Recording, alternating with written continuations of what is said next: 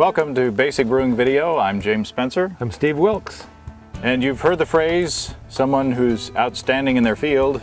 Well, we're out sitting in our field. Actually sitting in James's field. Welcome to the barley patch. This is my garden, and I planted barley, obviously, earlier in the year. Probably too late in the season. It was getting near midsummer, but it was just way too wet in the early part of the summer. So I planted the barley, didn't really expect anything about it. And it came up. And there's It's barley. And there's heads, I guess you'd say, grain heads on the barley. This is the one I like. It's off camera, I know, but boy, it just looks like a picture. You can see a picture of barley. Well, this is it. Yeah. So this is 2 pounds of barley seed that I put in one of those spreader things, you know, that you turn the crank on and it spreads it. And then I did a wonderfully even job. Well, I tell people I modeled this planting after the top of my head, because it's a little patchy. Otherwise, we couldn't be able to sit here in the middle of it. But what I did was I scattered it on top, and then I raked it in with a rake, and it didn't do so well. It's patchy. But what did get planted came up. That's great. And who knows? Maybe I'll be able to malt it and make a beer that was made right here, or that was grown right here. Now, what variety is this? I mean, is it 2-row or 6-row? This is 6-row. 6-row. How you can tell the difference is that 2-row has a row of kernels on either side of the little stem. Oh, so it actually... And if you look at this is 6-row. It's got, you know, kind of a circular pattern of 6 rows of grain all the way around the stem. Well, there you go. So anyway, here's the barley, and I don't know if it'll work out to do anything other than decorate this part of the yard, but well, it's a great little conversation piece. It's worth a shot. Yeah. What are we drinking? Well, you're drinking my take on your Belgian Brunette with some yeast that you resuscitated. That's right. The 550, which I cannot pronounce the word of now. Aschouf. Aschouf. Yeah, they say that the White Labs 550, at least according to Brew Like a Monk, came from the Aschouf brewery. And mine, which is your drinking, was the White Labs 500, which allegedly comes from Chimay. But Andy had some old yeast. This was yeast that was expired back in October of 2006. Yeesh. Yeesh, indeed. And so these were like chocolatey, brown-looking vials of yeast. And he gave me 2 of one and 3 of the other, and I can't remember which is which. But I said, what the heck? You know, could try to resuscitate it. Started with a very, very small starter of like a cup of 1020 wort from extract. And that resuscitated the yeast a bit, and then I moved on to like a quart of 1030 gravity yeast and built that up. And then, because these are pretty big beers, I built it up further to a 2-quart starter of 1040 before we pitched it into the beer.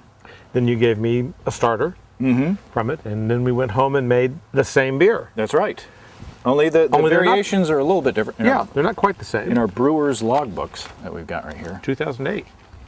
Yeah, we've got the 2009s on the website, by the way. Shameless plug. Okay, we started, I think our grain bill is the same. 9 pounds of Belgian Pilsner and 4 pounds of malted wheat. Right. And that's where we diverge. That's where we diverge. Right.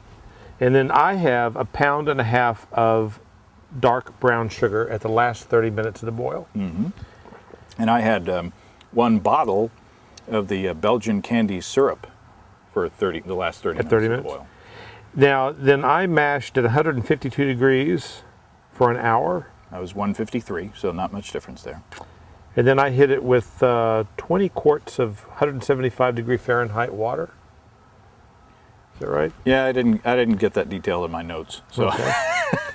But on the hopping, I did a 1/2 ounce of Styrian Goldings pellets for 60 minutes, and 1 ounce of Hallertauer also for 60 minutes.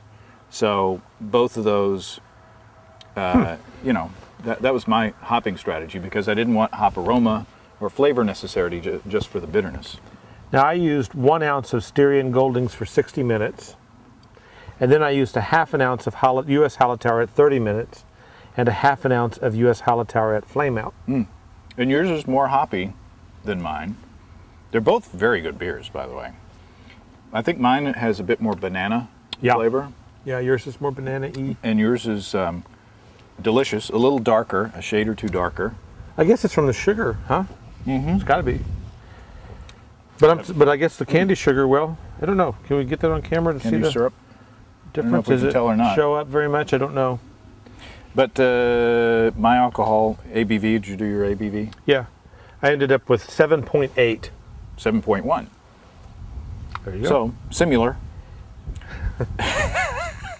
Nuclear. They're both tasty beers. They're very good beers. And that shows you that you can take a recipe and kind of tweak it to your liking.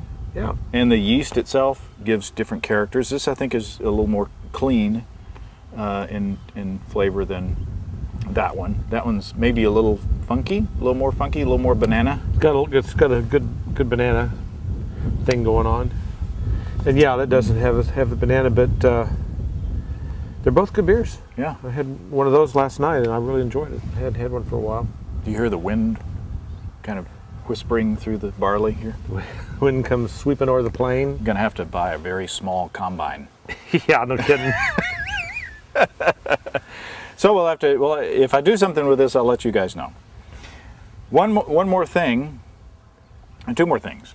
First of all, a shameless plug for Jamie Burnham from the Beer Nut in Salt Lake City, Utah. She sent us shirts, and I was a little too chilly to wear mine today. But it says, if you can see, Official Utah Homebrew Lobbyist 2009, because coming up in 2009, there's going to be legislation coming up again. It didn't get through the first time, but legislation coming through to legalize homebrewing in Utah. Woo! Yeah, and we're cheering for that. So we're going to be wearing this. Not that it'll do a lot of good around here, but we're with you in spirit. Jamie and Douglas Rosinski from Homebrewing Perspectives, everybody over there. Yeah. And also everybody down in the other 4 states who still are working to make homebrewing legal. It's just silly that it's not. Yep. Also, what we've done today, in addition to this podcast, we have videotaped our very first episode of the basic winemaking video. So that'll be posted here shortly. If you go to basicwinemaking.com, you'll be able to see that. And we're full from a delicious lunch. Now we're sitting out in the field drinking beer. Having beers. Better drink before they get skunked. Yeah. So, happy brewing, everybody. We'll talk to you next time. Happy brewing. Cheers. Come and visit us on the web. At basicbrewing.com, you can find archive lists of both our audio and video podcasts on home brewing.